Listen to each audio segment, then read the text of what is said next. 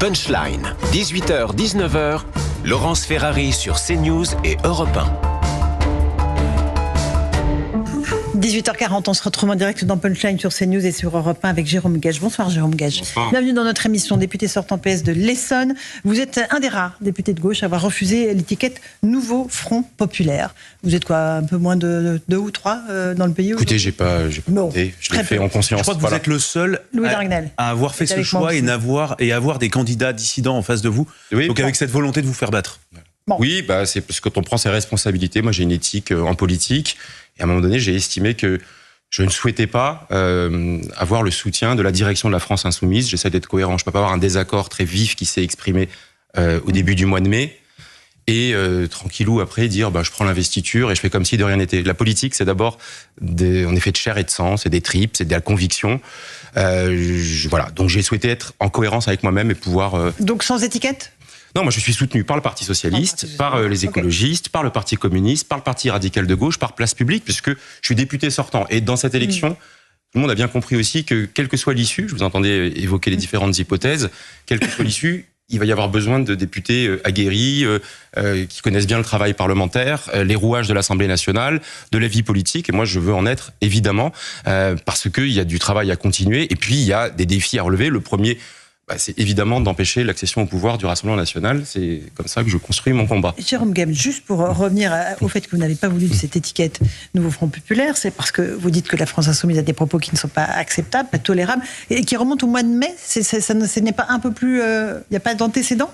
Il y a eu des antécédents. En tous les cas, moi, ce qui a aussi déclenché cette décision, c'est qu'au début du mois de mai, sur un désaccord sur le conflit israélo-palestinien, Jean-Luc Mélenchon a eu des mots extrêmement durs par écrit, me renvoyant à mon identité. Et cette essentialisation, pour moi, est insupportable dans le débat politique. Je suis un universaliste républicain. Donc la question de l'antisémitisme, c'est pas que l'affaire des Juifs. La question du racisme anti-musulman, c'est pas que l'affaire des musulmans. C'est l'idée que pour faire nation, il faut défendre cet universalisme et de voir en chacun un citoyen qui participe à l'émancipation collective et pas se dire qu'on renvoie chacun à une sorte d'assignation identitaire. Et il a franchi la ligne rouge, je le dis, et par cohérence. Voilà. Donc c'est au-delà de mon cas personnel, c'est un certain rapport aussi au débat politique, à cette idée qu'il ne faut pas le brutaliser. Voilà. On peut être d'accord ou pas d'accord avec moi. Voilà. Moi, je suis de gauche, je suis républicain, je suis socialiste, je le cache pas. Et je pense qu'on peut être très à gauche et très républicain, et qu'on n'a pas besoin d'abîmer le débat politique. Et par ma candidature, c'est ce que j'ai voulu incarner, planter le drapeau, y compris pour la suite des opérations. Alors, j'ai la singularité de ce qui se passe dans ma circonscription, mais je pense qu'avec d'autres, dans la recomposition inévitable du paysage politique au lendemain de cette élection, toutes les formations politiques se recomposent. On le voit évidemment à droite, on le voit aussi à gauche avec des lignes de fracture. Quand j'entends François Ruffin dire aujourd'hui que Jean-Luc Mélenchon est un repoussoir, je pense que c'est un constat qui est partagé par beaucoup. Moi, je le vois sur le terrain. Vous pensez qu'il est indigne ? Mais encore une fois, je ne veux pas y passer des heures sur cette question de Jean-Luc Mélenchon. Est-ce qu'il est indigne d'être Premier ministre ? Parce qu'il le répète, on vit qu'il peut être Premier ministre. Mais je crois que la question, elle a été, comment dire, on y a répondu. Voilà. Puisque tous les acteurs ont indiqué avec beaucoup de clarté que il faut quelqu'un dans ce moment-là qui soit capable de rassembler, qui soit consensuel. Alors j'ai entendu Jean-Luc Mélenchon qui disait qu'il n'aimait pas ce mot de consensus. Et moi j'assume que la politique c'est construire du rassemblement et pas essayer de s'enfermer, de rabougrir. Moi j'essaye de convaincre des gens qui ne pensent pas comme moi. Voilà, c'est pour ça que j'ai plaisir à être avec vous aujourd'hui. J'essaye de convaincre des gens parce que c'est ça la noblesse de la politique. Et j'entends toujours les arguments des autres. Parce que si on n'est pas dans cette dispute apaisée, alors, on admet que seule la conflictualité, le clivage, la confrontation des idées ne me pose pas problème, mais à un moment donné, on essaye de produire le consensus, c'est-à-dire des gens qui, à un moment, votent pour vous. Et c'est ça la noblesse de la politique. Et pour ça, il faut avoir des convictions, mais être capable de les défendre dans le débat courtois, républicain, ce qui n'empêche pas d'être ferme sur ses convictions. Alors, Jérôme Gage, on comprend bien votre cohérence morale, votre choix de refuser donc ce soutien du Nouveau Front Populaire, mais toujours est-il que vous êtes soutenu par le Parti Socialiste et les partis que vous avez cités. Est-ce que vous n'avez pas fait la moitié du chemin ? Est-ce que le bout du chemin, c'est pas de quitter le Parti Socialiste, qui lui, pour le coup, n'a pas eu de problème à faire des accords avec la France Insoumise, avec Jean-Luc Mélenchon, et pour qui il n'y a plus tellement de problèmes moraux par rapport à l'antisémitisme, par exemple. Non, je ne peux pas vous laisser dire ça. Je pense que le combat, il se mène d'une certaine manière de l'intérieur, et toutes celles et ceux qui sont des républicains authentiques, qui partagent ce que je viens de vous expliquer, le mèneront. On était 31 députés socialistes au groupe socialiste dans la précédente mandature. J'espère qu'on sera plus nombreux, que ce rapport de force se rééquilibrera, qu'on sortira d'une forme... Quand on voit les négociations avec la France Insoumise, qu'on regarde le détail des circonstances, a priori, c'est quand même la France Insoumise qui risque de garder et puis, je vais vous dire, l'important, l'influence dans ce moment-là, l'important, c'est partout où c'est possible d'éviter que le Rassemblement national ait les 290 sièges qui lui permettraient d'accéder au pouvoir. Donc, après... Voilà, moi je jette la pierre à personne. Et même face à des candidats antisémites, j'ai souhaité porter ce combat-là, l'incarner avec la position, et encore une fois, qui n'est pas qu'une position personnelle, parce que moi j'ai pu m'y engouffrer, mais voilà. Vous savez, Raphaël Glucksmann a fait une campagne stimulante, en tous les cas dans une réhabilitation de ces débats-là, de cette non-brutalisation du débat politique, en étant authentiquement de gauche. Il a mis le pied dans la porte. Moi, je veux l'ouvrir en grand, parce qu'on a besoin... Il a renoncé à ses convictions. On a besoin... Non, absolument pas, mais simplement, lui, il mènera le combat de l'intérieur du nouveau Front populaire, et moi, je le mènerai avec la légitimité que va me donner, je l'espère, le fait d'être élu dans cette configuration particulière. Donc, il a mis le pied dans la porte. Moi, je veux l'ouvrir en grand parce que ce pays, voilà, je pense que ça portera mieux avec une gauche républicaine, universaliste, laïque, écologiste, féministe, européenne. Et elle a besoin de se reconstruire et de sortir d'une forme de tétanie face à l'hégémonie qui s'est exercée ces dernières années. Et on voit bien que cette ligne de fracture, elle passe même à l'intérieur de la France insoumise. Moi, je suis meurtri quand je vois un François Ruffin se faire vilipender pour ses prises de position, ou Alexis Corbière ou Raquel Garrido être évincés, être purgés. Voilà, bon, ça, c'est la face qu'on ne veut plus voir. Mais pour autant, je demeure attaché au rassemblement de la gauche et des écologistes. Alors, je soutiens les préoccupations qui sont celles de nos concitoyens, le pouvoir d'achat. Je voulais en arriver là, parce qu'on parle beaucoup d'appareils politiques. Et oui, vous avez raison, ça phagocyte le débat. Est-ce que vous pensez qu'une campagne électorale éclair de 3 semaines est suffisante pour entendre ce que nous disent les Français, pour aller au fond de leurs problématiques, pouvoir d'achat, vous l'avez dit, mais aussi sécurité, extrêmement important pour les Français. Est-ce qu'on a le temps de développer des arguments, d'avoir des vraies solutions? Mais évidemment non, c'était le pari d'Emmanuel Macron, une sorte de campagne éclair, pensant que dans l'explosion du paysage politique, il pourrait tirer les marrons du feu et pouvoir se maintenir. Alors, en même temps, cette campagne, elle vient dans le prolongement de ce qui s'est passé ces 2 dernières années. Et les problématiques qu'on vient d'évoquer, le pouvoir d'achat, l'augmentation des salaires, pour les smicards évidemment, mais aussi pour toutes celles et ceux, classes moyennes qui, à 2000, 2200 euros par mois, se rendent compte que l'arbitrage est terrible entre payer les factures après l'explosion de l'inflation, des factures énergétiques, et puis avoir des loisirs, s'occuper des enfants, prendre des vacances. Moi, je suis meurtri quand j'entends à longueur de journée des gens qui me disent à l'approche des vacances ici, non, on n'y arrivera pas, donc on a réduit le périmètre des vacances. Ça, c'est la préoccupation première.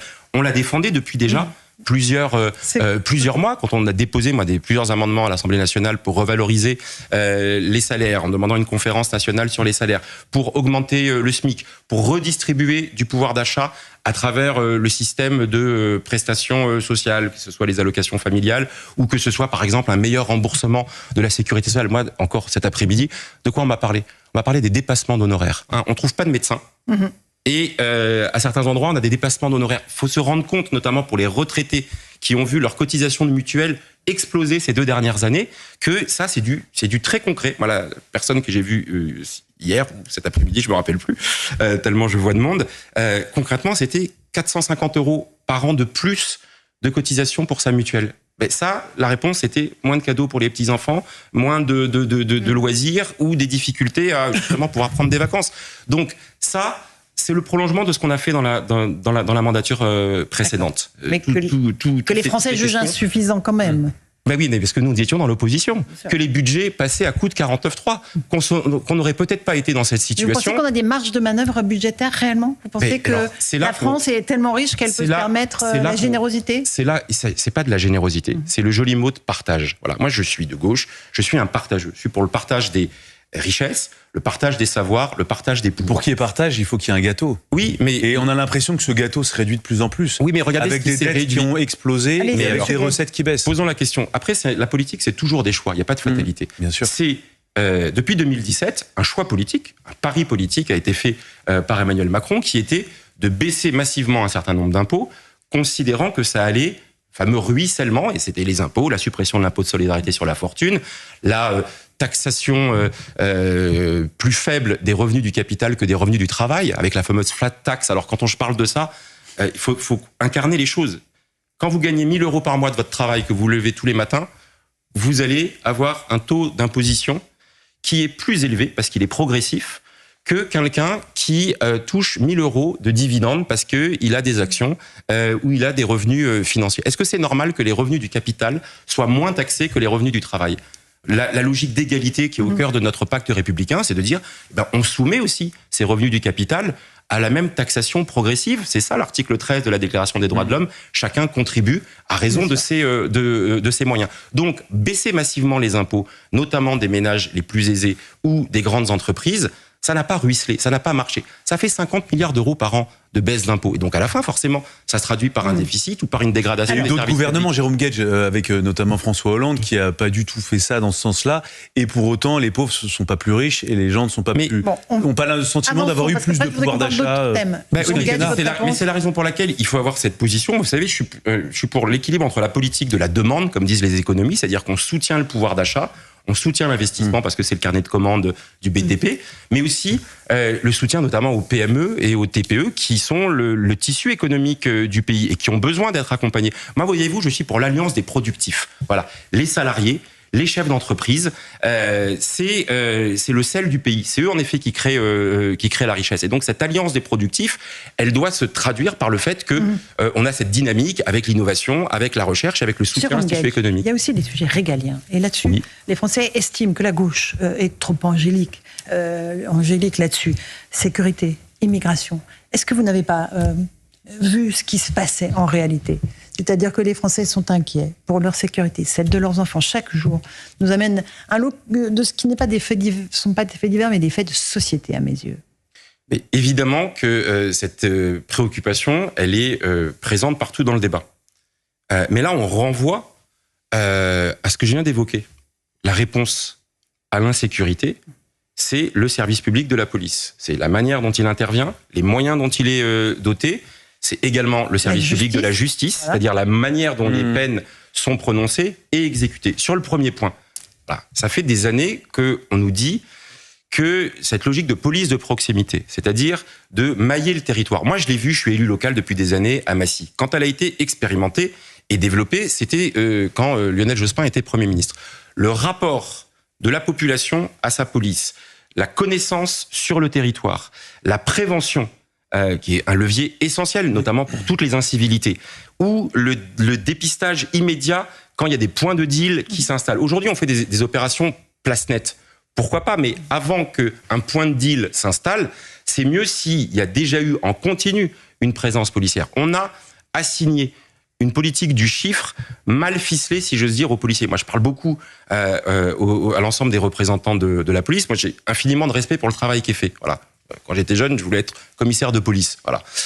Parce que je pense qu'une police républicaine dans le pays, c'est la garantie non seulement de l'ordre public, mais de la capacité pour chacun de se sentir en sécurité et de pouvoir alors, vivre il y a quand même un sujet en sérénité. Je vous interromps un peu. Justement, en matière de sécurité, il y a un sujet qui revient beaucoup, très régulièrement, dès qu'il y a des faits divers. C'est la question aussi de l'immigration. Je ne veux pas vous faire entrer dans le lien entre immigration et délinquance, mais en matière d'immigration, qu'est-ce que vous auriez fait ? D'abord, parce que qu'est-ce qui va pas ? Le sous-jacent de ce que vous dites, moi, je ne fais pas le lien entre immigration et délinquance, parce que c'est le raccourci que le RN et qu'une partie de la droite fait aujourd'hui. Je veux pas qui jette la stigmatisation sur une partie de nos concitoyens. Moi, je vous l'ai dit, un républicain. C'est-à-dire qu'il faut avoir des règles pour l'entrée et le séjour des étrangers sur le territoire national, avec les différentes voies légales d'immigration, qui sont celles des étudiants, qui sont celles du regroupement familial, qui sont celles des besoins économiques, parce qu'il y a des pans entiers de l'activité de notre pays.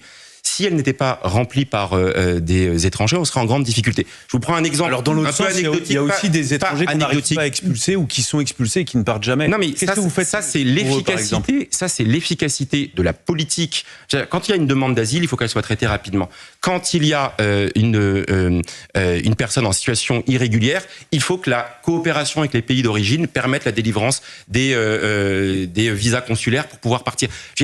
Moi, Je suis pas pour l'ouverture des frontières. Je suis un défenseur d'une logique de souveraineté à l'échelle européenne en matière économique, en matière industrielle, en matière de souveraineté alimentaire, en matière de souveraineté pharmaceutique.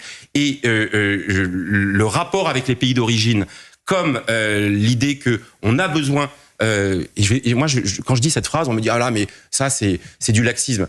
Ce pays s'est construit sur l'immigration, continuera à avoir besoin d'immigration. Regardez les services d'urgence. Heureusement qu'on a les praticiens diplômés hors Union européenne qui font tourner nos services d'urgence aujourd'hui. Heureusement qu'on a des populations entières qui font tous les métiers des services à la personne, de l'aide à domicile, des aides-soignantes dans les EHPAD aujourd'hui, ces métiers du lien, du soin, de l'accompagnement, sujet dont d'ailleurs il faudrait qu'on parle plus dans cette élection, parce que ce soit pour les personnes handicapées ou les personnes âgées, ça, c'est sous les radars, alors qu'on a un enjeu de solidarité majeur pour cela. Ça fait partie des combats que je veux continuer à mener, que j'avais commencé à porter à l'Assemblée nationale. Merci beaucoup, Jérôme Gachy, d'être revenu ce soir dans Punchline sur CNews et sur Europe 1. Dans un instant sur Europe 1, Pierre Devino. Bonsoir Pierre. Bonsoir Laurence.